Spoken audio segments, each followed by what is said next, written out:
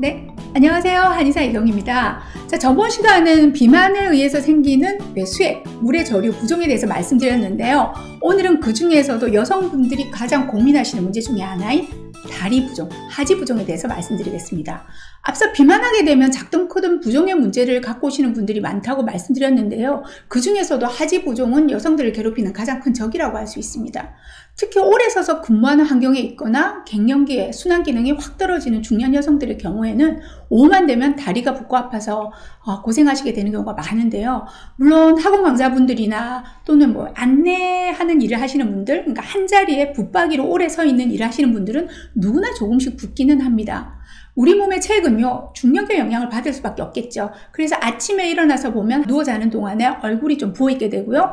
또 좀 있다가 그 물들이 오래 서 있게 되면 중력의 영향을 받아서 아래쪽으로 수액이 쏠려서 다리가 붓게 됩니다. 근데 일반적인 경우는요, 움직이고 시간이 지나면 회복이 돼야 되죠.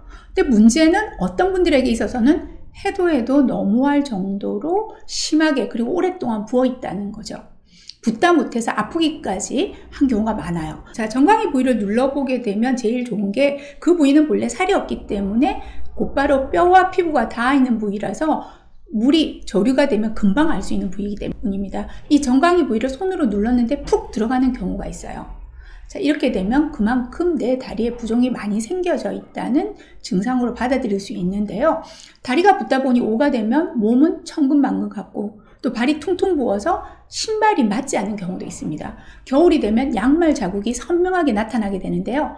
아침에 일어날 때는 붓기가 가라앉아 있지만 오후가 되면 또 심하게 다시 붓죠. 이런 분들은 부종과 더불어서 같이 또 나타나는 증상들이 피로와 냉증입니다. 특히 수족냉증, 그러니까 손발이 차가워지고요. 또 하나 허리 아래쪽, 그러니까 보통 아랫배라든가 또 하지 쪽으로 인하는 심한 차가운 증상을 느끼게 되는데요. 흥미로운 증상은 비만 때문에 이제 보통 오시는 분들 중에 고도 비만인 경우는 대부분 열이 많아지거든요. 상부는 열이 훅훅 뻗쳐서 덥다고 하시는데 하반신은 냉골이 되는 경우가 흔합니다. 이걸 흔히 자율신경의 실조라고 진단받고 오는 경우도 있으신데요. 한의학에서는 아주 설명이 쉽습니다. 자, 습담이라고 하는 노폐독소가 몸속에 쌓이다 보니 혈행이 제대로 이루어지지 않게 되고요. 그러다 보니 무거워진 몸 때문에 에너지가 형체를 이기지 못하게 되는 거죠. 마치 여러분들이 이거 이해하시면 될 것 같아요. 경차의 엔진에 만약에 버스 자체를 걸어놨다고 하면 어떤 증상이 되겠어요? 엔진이 아주 퍼져버리게 되는 거죠. 자, 문제가 되는 습담을 제거해주고 기혈의 순환을 촉진하도록 도와주면 아래로 저류되어 있는 수분이 그 기운을 얻어서 혈맥을 타고 다시 위로 올라가고 돌기 시작하는 거죠. 즉 중력을 이기고 위로 올라가고 순환을 하는 겁니다. 자, 하지 부종의 정도가 심하다면은 당연히 전문가의 치료를 받는 것이 바람직합니다. 가끔씩은요, 정말 몸속에 심각한 문제가 발생한 경우도 종종 있습니다. 근데 다행히 여러분의 부종이 가벼운 정도라면 체중을 감량하고 혈행을 도와주는 정도만으로도 어느 정도는 좋아질 수 있는데요. 혈행이 좋아지려면 심장이 펌프를 잘해야 되겠죠.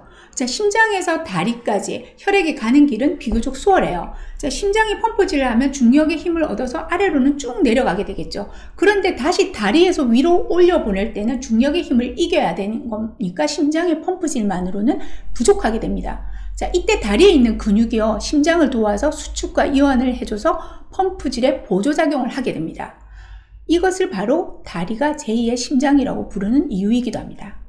그런데요, 꼼짝 안 하고 서 있거나 앉아 있기만 하면 다리로 내려온 혈액이 위로 잘 올라가지 못하게 돼요. 이 다리의 근육이 적절하게 잘 움직여야지 심장과 같은 역할을 해주는데 그게 잘 이루어지지 않게 되는 거죠. 자, 이제는요, 부종이 생기는 기전을 알았으니까 다리의 부종을 빠른 시간에 제거하고 날씬한 다리를 가지는 방법을 알려드리도록 하겠습니다.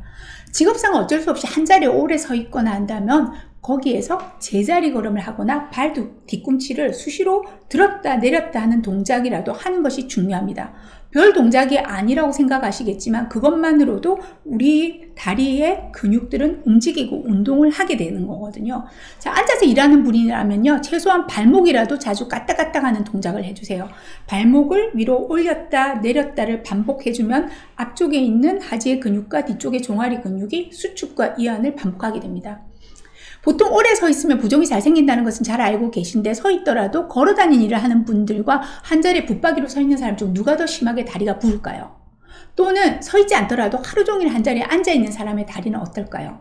자, 한 자세로 가만히 있다 보면요, 몸의 앞 앞뒤 또는 좌우에 있는 근육이 한쪽은 늘어나 있는 상태로 한쪽은 줄어 있는 상태로 그걸 계속 유지하게 돼요. 더구나 여성들은 굽이 높은 힐을 신고 있는 경우가 많은데요. 이렇게 굽 높은 힐을 신게 되면 정강이 앞쪽의 근육은 늘어나 있는 상태이지만 뒤쪽의 종아리 근육은 늘 수축되어 있는 상태가 됩니다.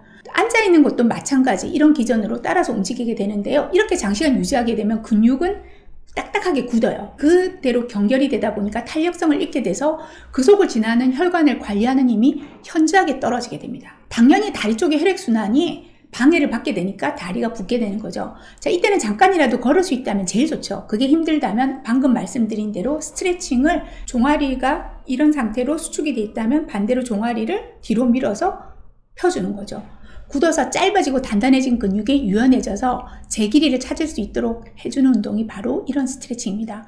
자, 종아리 근육을 풀어주려면 한 다리는 앞으로, 한 다리는 뒤로 하고 서서 앞다리를 구부리면서 뒷다리를 쭉 펴주면 됩니다. 이때 양 발끝을 앞을 향해 있어야 하고요. 양 발 뒤꿈치는 바닥에 딱 붙이고 허리를 쭉 펴고 배를 앞으로 내밀면서 해야 됩니다. 그러면 뒷다리의 종아리가 쫙 펴지는 느낌이 들 수 있습니다. 지금 당장 한번 해보시겠어요?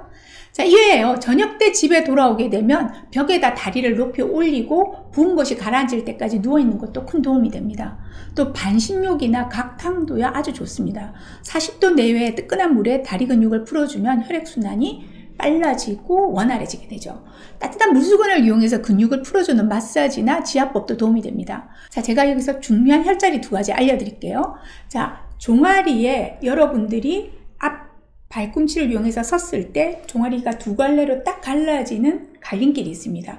그 부위를 승산혈이라고 하는데요. 그 부위를 아주 엄지손가락을 이용해서 꾹꾹 눌러주게 되면 다리의 부종을 줄여주는 효과를 가지게 됩니다. 또 앞쪽에 여러분의 복숭아뼈가 2개 있잖아요. 안쪽에 복숭아뼈에서 손가락 4개만큼 위로 올라와 보세요.